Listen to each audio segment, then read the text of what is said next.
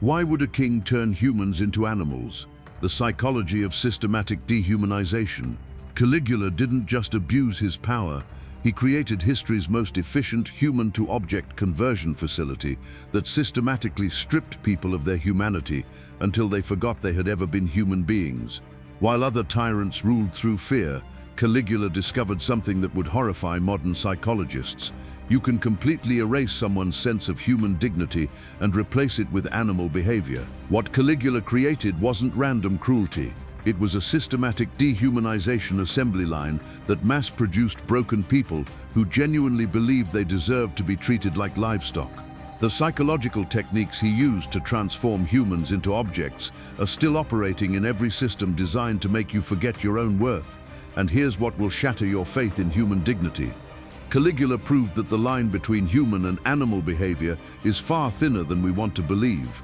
Modern research confirms his discovery: remove the social structures that reinforce human identity, and people will voluntarily adopt whatever role you assign them, no matter how degrading. Caligula's genius wasn't physical torture, it was recognizing that dehumanization is infinitely more destructive than violence.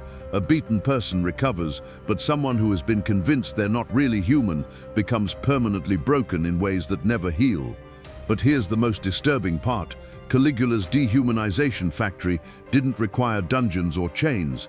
He used techniques so subtle that victims participated voluntarily in their own degradation, genuinely believing that being treated like animals was what they deserved. Modern psychology has a name for Caligula's technique: systematic dignity destruction through graduated dehumanization. Dr. Philip Zimbardo's Stanford prison experiment proved that ordinary people will quickly adopt dehumanizing behaviors when placed in systems that reward treating others as objects. Caligula had accidentally discovered how to industrialize this psychological process. Here's how his human-to-object conversion facility worked. First, he would isolate victims from anyone who treated them with human dignity. Then came graduated degradation, introducing increasingly humiliating tasks that slowly normalized objectification. Next was role assignment, giving people new identities based on their function rather than their humanity. The final stage was what psychologists call learned worthlessness. Victims became convinced that their only value came from serving their assigned role, no matter how degrading. Caligula had successfully deleted their sense of human dignity and replaced it with animal conditioning. Rome, 39 AD. Caligula's dehumanization facility wasn't a prison. It was the imperial palace, where senators, nobles, and citizens were systematically converted into performing objects for the emperor's entertainment. He understood that luxury makes people more willing to sacrifice their dignity than hardship. Caligula began by creating games where participation was technically voluntary, but refusing meant death. Senators were forced to run alongside his chariot like dogs, compete in gladiatorial combat for his amusement, or perform sexual acts in public. The genius was making each degradation seem like a special honor that demonstrated the emperor's favor.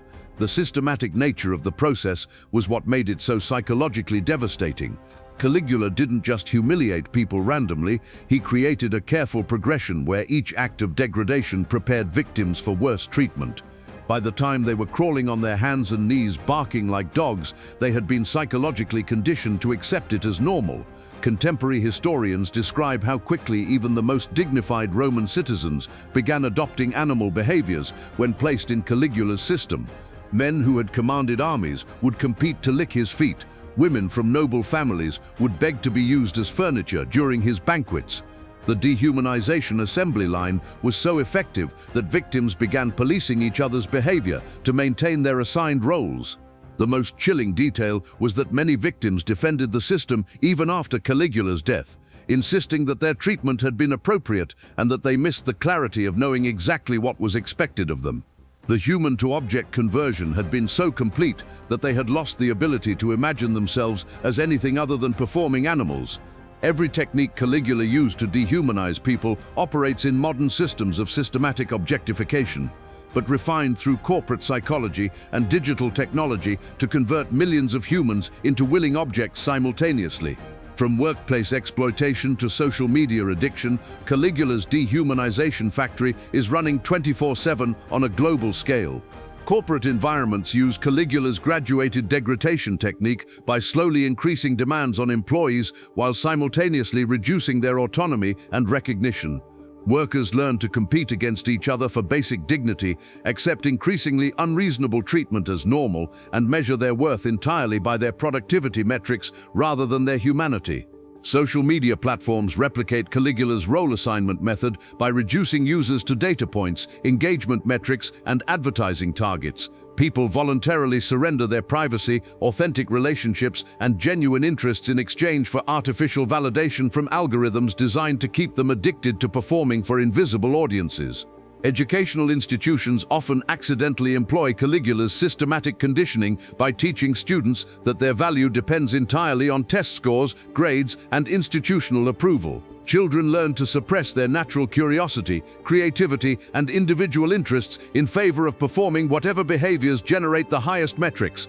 Healthcare systems sometimes use dehumanization techniques by treating patients as collections of symptoms, insurance categories, and billing codes rather than complete human beings. The systematic reduction of people to medical objects makes it easier to provide efficient treatment while ignoring the psychological and social needs that define human dignity. Instead of literal animal costumes, modern dehumanization systems use job titles, social media profiles, and performance metrics to convince people that their worth comes from their assigned function rather than their inherent humanity. The goal is always the same: make people forget they deserve to be treated as complete human beings. Caligula died believing he had created a more efficient society by reducing people to their most useful functions. His victims died having forgotten what it felt like to be treated with basic human dignity. But understanding Caligula's human-to-object conversion facility gives you something his victims never had: the ability to recognize when someone is trying to reduce you to a performing object. The first warning sign is systematic isolation from people who treat you as a complete human being. Anyone who separates you from relationships that acknowledge your full humanity while surrounding you with people who only value your performance is using Caligula's playbook. The goal is to make their approval the only source of dignity available to you. Watch for the special privilege manipulation, being told that accepting degrading treatment is actually an honor that demonstrates your importance or value. Caligula convinced senators that crawling like dogs was a privilege. Modern systems use the same language about opportunities and exclusive access to normalize exploitation. The hardest part of resisting dehumanization is recognizing that your sense of human worth is more fragile than you think. Caligula didn't target weak people. He successfully converted Roman senators and nobles who had previously commanded respect and wielded power. Social status doesn't protect you from systematic dignity destruction. Caligula's victims became completely dependent on him for their sense of purpose and identity. Modern resistance requires maintaining relationships with people who value your complete humanity, not just your ability to perform assigned functions. Most importantly, remember that your human dignity exists independently of your productivity, performance, or usefulness to others. The pressure to reduce yourself to a single function is always external. It never comes from genuine self-respect. Caligula turned human beings into performing animals so efficiently that many victims forgot they had ever been anything else. His human-to-object conversion facility is still operating today in every system that teaches you to measure your worth by your function rather than your fundamental humanity. Robert Greene warns about those who seek to control through psychological manipulation, but Caligula's story reveals something more fundamental. The most dangerous dehumanization doesn't happen through violence. It happens through systems that convince you that being treated like an object is normal, beneficial, or deserved. In the comments, share a time when you recognized someone was trying to reduce you to a performing object rather than treating you as a complete human being. What made you realize they valued your function more than your humanity? Your awareness could help someone else maintain their dignity in dehumanizing systems. Hit subscribe because we're exposing how history's most effective dehumanization techniques are being used to reduce your sense of human worth today. Every story reveals another way people are taught to accept being treated as objects, and every understanding gives you more power to demand the dignity you deserve. Caligula's victims died having forgotten they were human beings. You don't have to make the same mistake. Your humanity belongs to you, not to anyone who wants to reduce you to a performing function. The costumes and animal behaviors were just the visible symptoms. The real horror was teaching people to forget they deserve to be treated with basic human dignity. Make sure no one ever convinces you that your worth depends on how well you perform your assigned role.